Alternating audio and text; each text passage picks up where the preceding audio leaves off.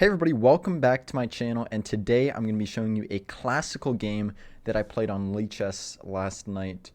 I'm going to be talking through my thoughts, my plans, my opponent's thoughts, my opponent's plans, and hopefully you can learn something from it. So my opponent was white, I was black. My opponent played d4, I played knight f6, my opponent played bishop f4, so we have a London system. And I went into my London system prep. So if you haven't seen my video on the London system, be sure to check that out after this video. I'll put it in the little info card in the corner. So be sure to check that out. It's really good prep. It's one of my most popular videos. So be sure to check that out. And I play c5, which is part of my prep. My opponent played e3, which is the main line. And I played my secret knight d5. Not really a secret, but it's very rarely played. So I played knight d5, my opponent played bishop g3, and this is still part of my prep. I'd be surprised if my opponent is still in his prep, so I'm very happy with this. I played queen b6, my opponent played b3, so I'm still prepped up, and I played c cross d4, queen cross d4, queen cross d4, e cross d4, and g6. And my plan here is just to develop this bishop to this long diagonal and have a very nice queenless middle game in a position that is not very familiar to my London playing opponent. So my opponent plays bishop c4. Here on this last move, I probably could have played knight to c6, and that would have gained a tempo on this pawn. Maybe that would have been a little more accurate than g6.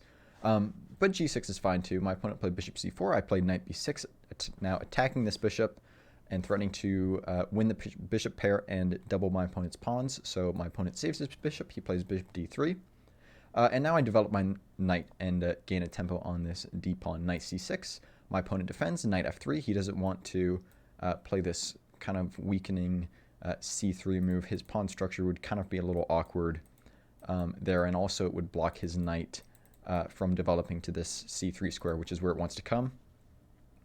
I continue with my development and prepare to castle, bishop g7, and also continue to pressure this d-pawn. So now I'm forcing my opponent to play the move which he played next, which is c3. And once again, this is now blocking the square that the knight wants to come to. So this is good for me. I'm happy with this. And here I played d6. So I'm just preparing to develop my bishop and complete development. And here you might be wondering why I didn't play d5, because, you know, we're told in chess, you know, you want to control the center.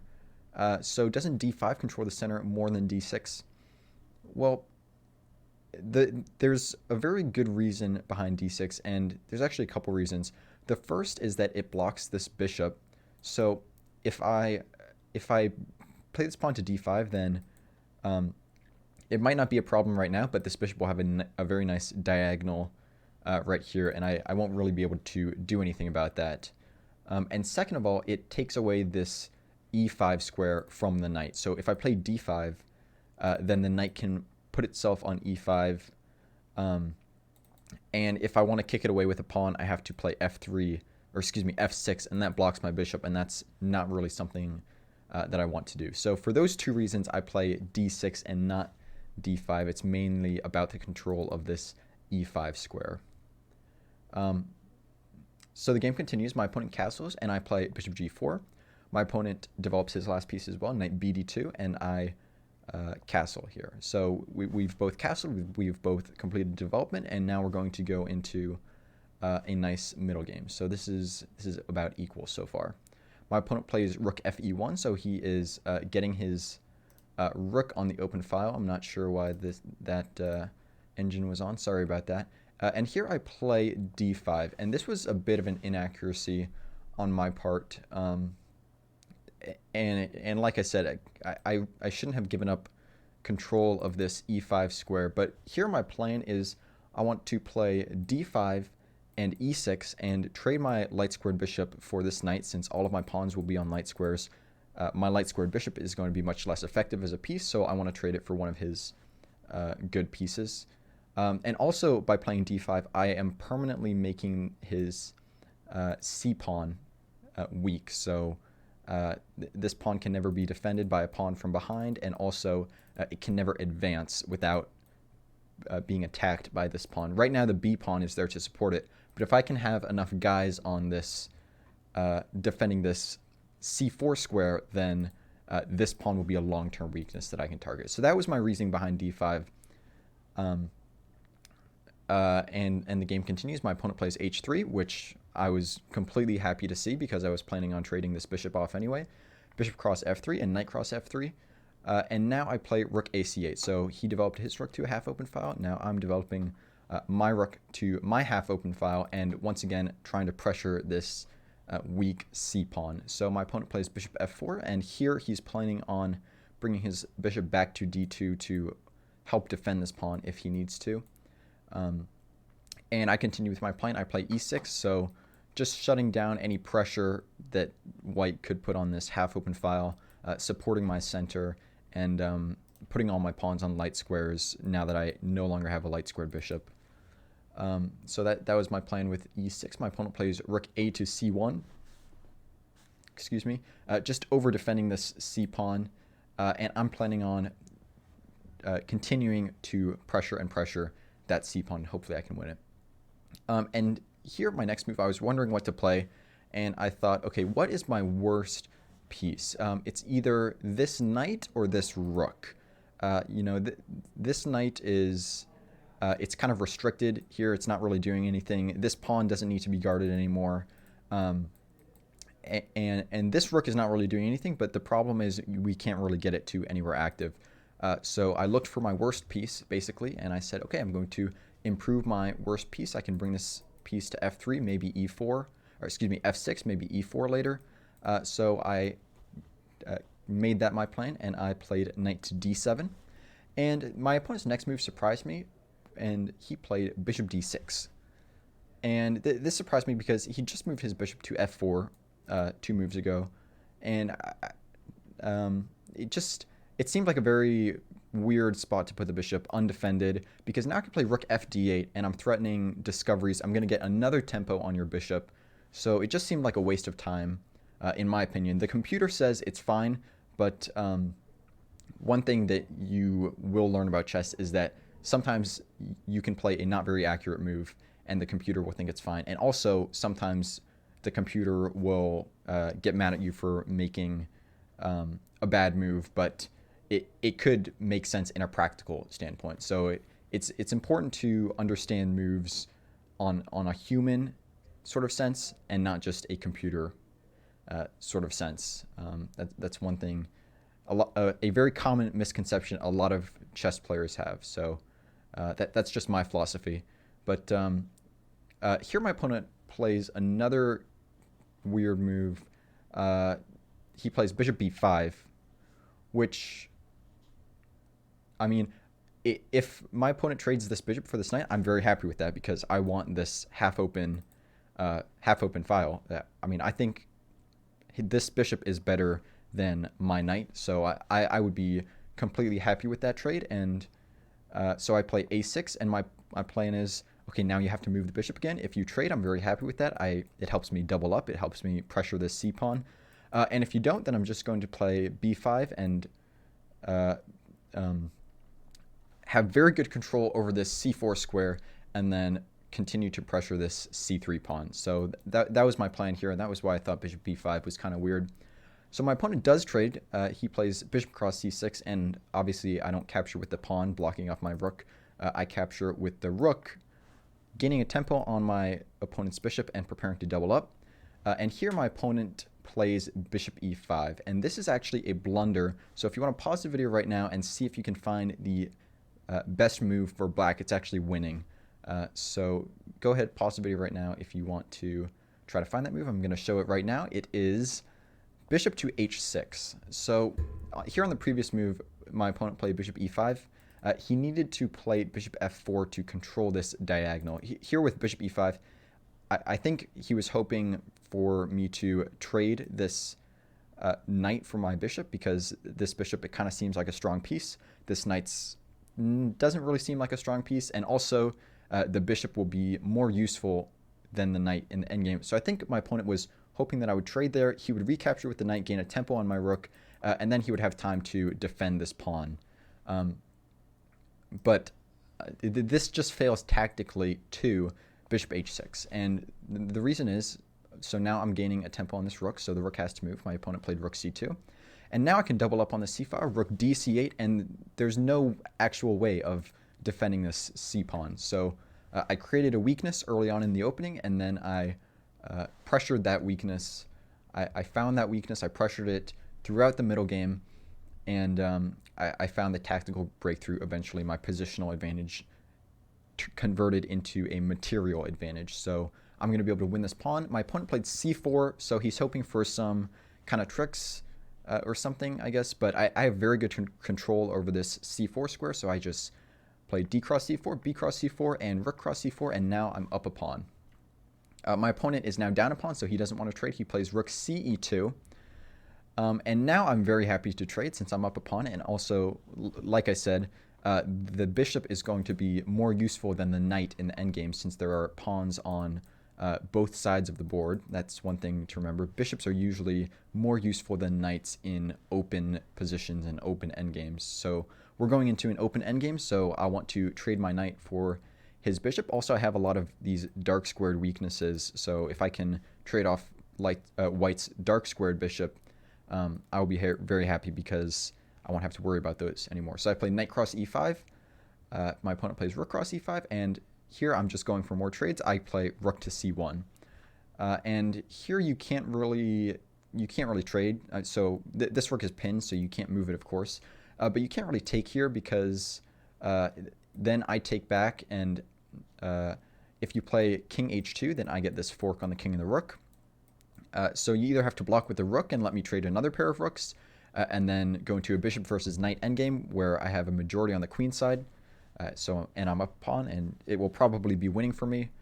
Or you could block with the knight, and then I can play bishop d2 and trade everything once again and go into an endgame, a pawn up, which is also likely winning for me. So here, really the only move for white is king f1, so that's what my opponent plays. I play rook takes e1, so just trading pair of rooks. My opponent plays knight takes e1, and I play rook to c4. So my opponent has this isolated d pawn, so I'm just pressuring this weakness. So here my opponent blunders again. I think he had to play a move like knight f3, I think. But he played d5. And now actually I have a couple ways to win this pawn. The first way that I saw to win this pawn is simply playing rook to c5.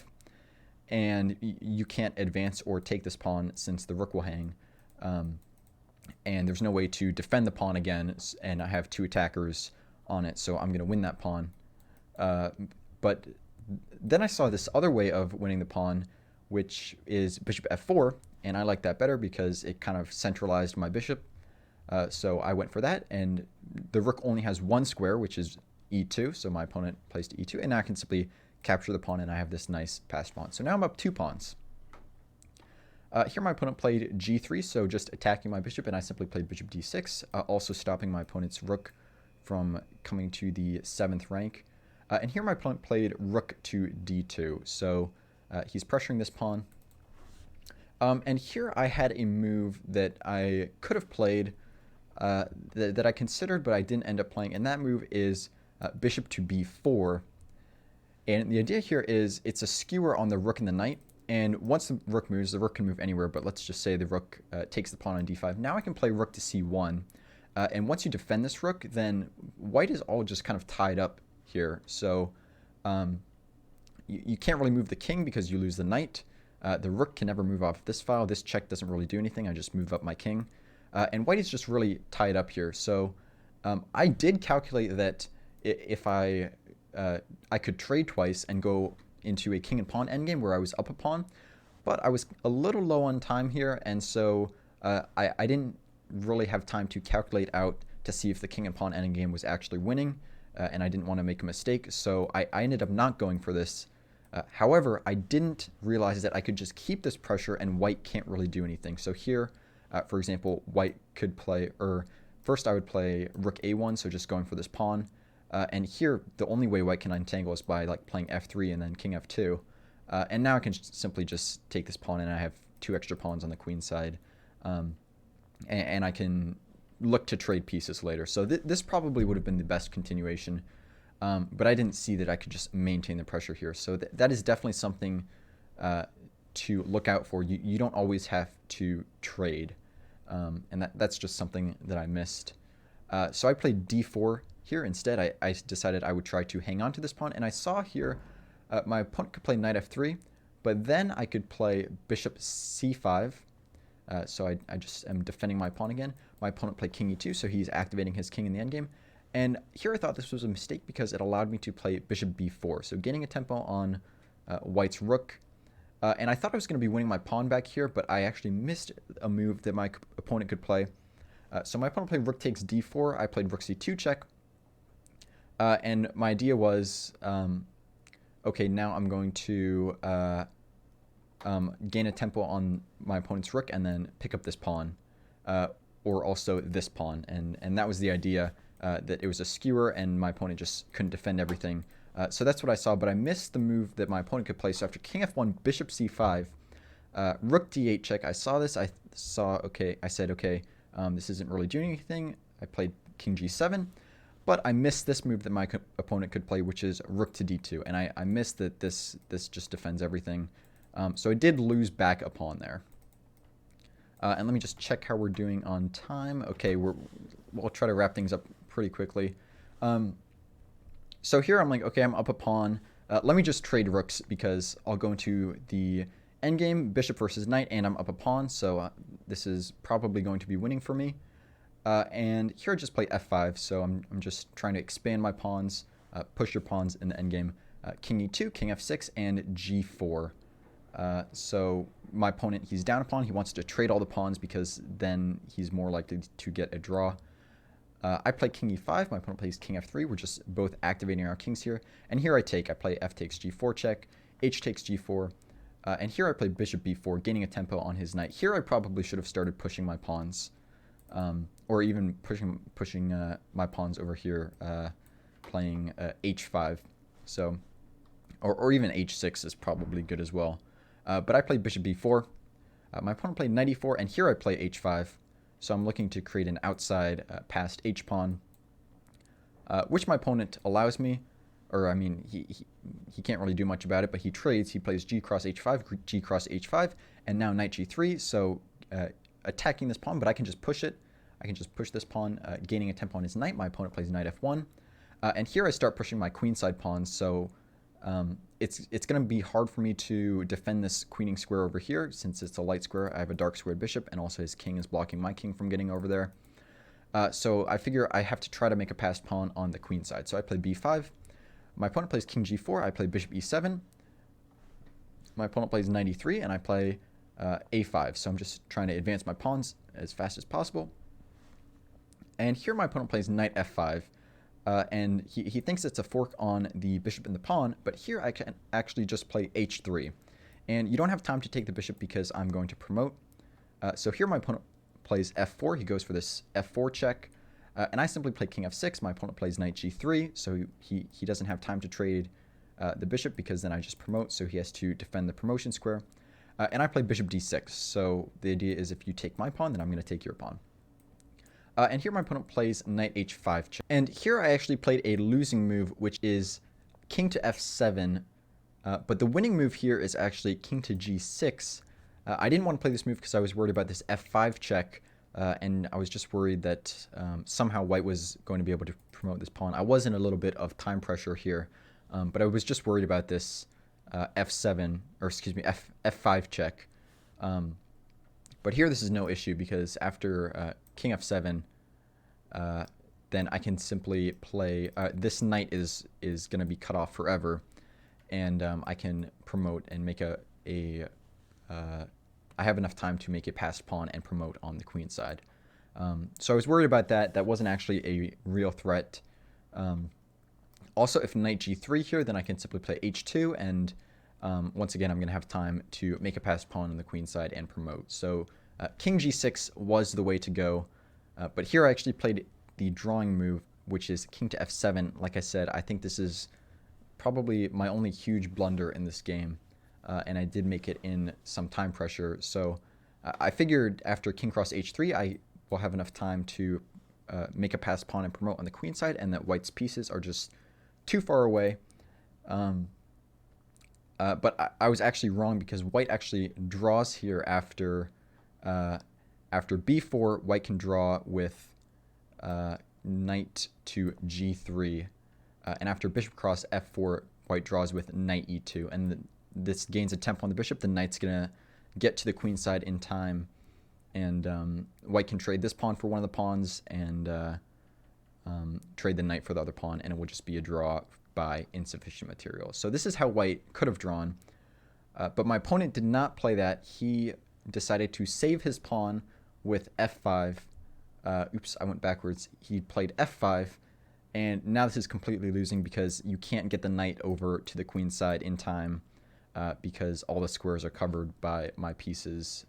So if white tries to move the knight, then I can just trade.